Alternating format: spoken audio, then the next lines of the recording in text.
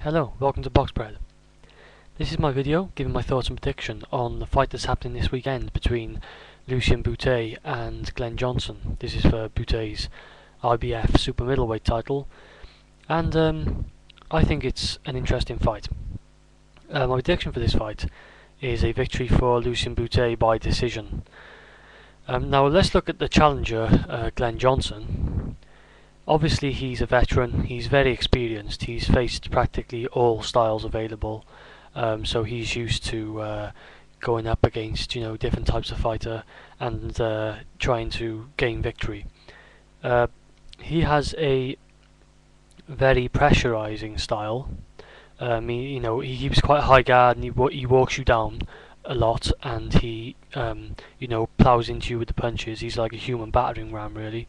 And that may come into play in this fight in his favour.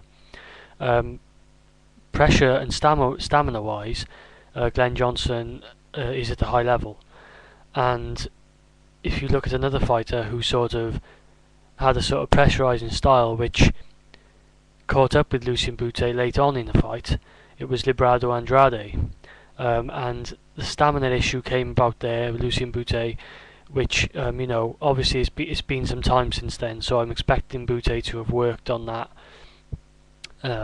working on his stamina, making sure he can go the whole 12 without having any hiccups towards the end.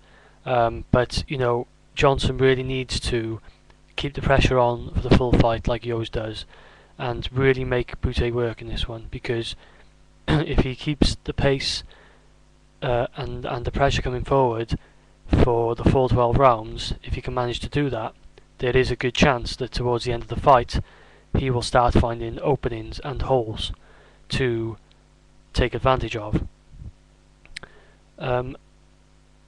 Also, another one of his main weapons, one of Johnson's main weapons, is his overhand right.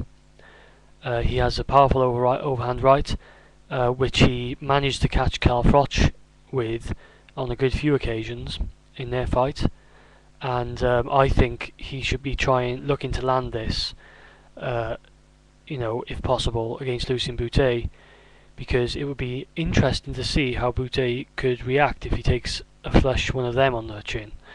That's what I'm looking forward to seeing if that happens. Looking at Bute, obviously Johnson is an orthodox fighter. Bute is a southpaw. He needs to use this to his advantage. He needs to use that jab. He needs to keep the right hand extended out there. He does have a decent jab, Bute, and I'm looking for him to use that to full effect in this one. He needs to try to slow Johnson down, try to dictate a little bit of pace as much as he can, really, to relieve any pressure that Johnson is building up. And he, as we saw in his last fight, where he knocked out Jean-Paul Mendy in the 4th round, he can punch from good angles. He can deliver punches which you don't see. And what was interesting was that Mendy was doing the sort of, when he got knocked out, Mendy was doing this. It was the 4th round. Mendy was doing the sort of that bobbing and weaving type thing that Johnson likes to do. The difference is, whereas Mendy had his hands more like here, and then was caught. As he was going down, I think he was caught and he went down.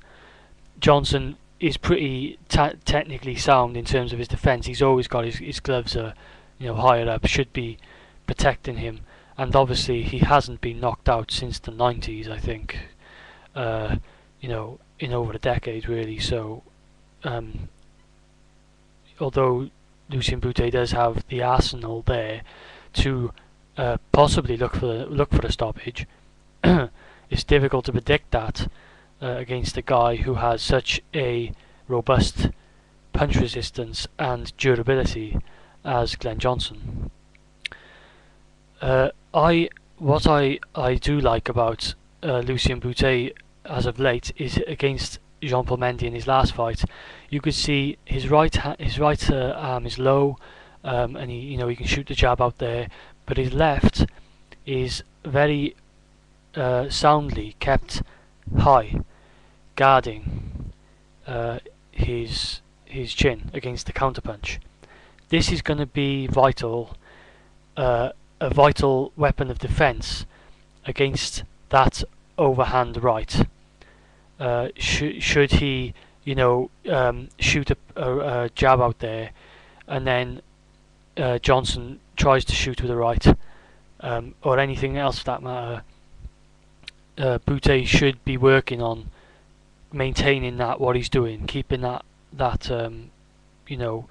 free power hand cocked, but in a defensive position, which is boxing basics really. But a lot of guys be surprised how many professionals don't really adopt that as well as they should, and therefore do get counterpunched quite a lot.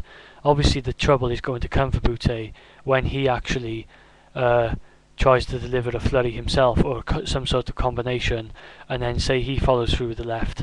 Obviously that's where you can get countered, but that's all going to be down to judgment. I think that we know that Bute has a good defence in terms of reflex defence. He shows good head movement, reflex. He uses sort of a reflex defence. The more pressure though that Johnson puts on him, I wouldn't like to see him rely on that reflex defence, particularly if this goes into the latter stages of the fight, because reflex defences, you start to tire and you get a bit sloppy, and then you start getting caught, and that's when Johnson can punish you, because he does like to push it towards the inside if he possibly can. I think that if you look at Sergio Martinez against Darren Barker, what Martinez did very well was he threw a high volume of punches against the guard of Darren Barker, which, whilst apart from having the benefits of scoring points and looking good with the judges, also prevents your opponent from unleashing an attack of their own. And although Johnson has got the ability to counterpunch, I think Bute, when Johnson has his guard up, Bute needs to really use the volume of punches to sort of pin Johnson back if he can, because I think Bute has the power to do it. And he just needs to look for those angles, those uppercuts, those different angle punches to catch Johnson off guard. And who knows, Lucian Bute does have the power to cause Johnson some trouble. But likewise, vice versa. He has to be very careful that Johnson doesn't start getting too much success and start fighting on the inside. I think Bute prefers this on the outside. I think Johnson wants this on the inside. No surprise there. So, yes, I do see a difficult fight for Lucian Bute. I see an interesting fight. You can never count Glen Johnson out. He always gives his opponents problems, and I think he's going to try and pressure Bute as much as possible, stop his rhythm, stop his timing.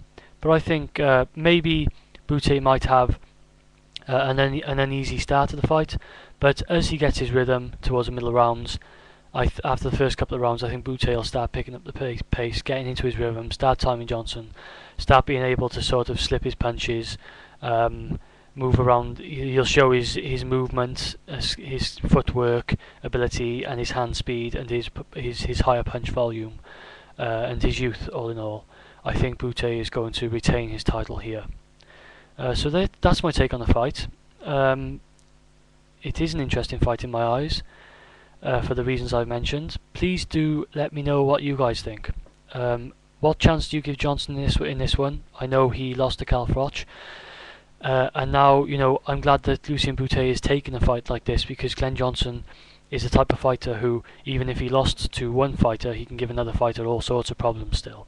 He's that sort of adaptable guy that he can give everyone a problem. So it's a good stepping stone, it's a good test to see now Lucian Bute step up a level and really start fighting the very best, because he's going to have to do that sooner or later as this Super 6 tournament comes to a close and fighters are coming back from injury and freed up to compete against him. So yeah, I'm going to leave it there. Please let me know what you guys think. If you do like my videos, please subscribe. Thank you for watching. This is BoxPred, and I'm out.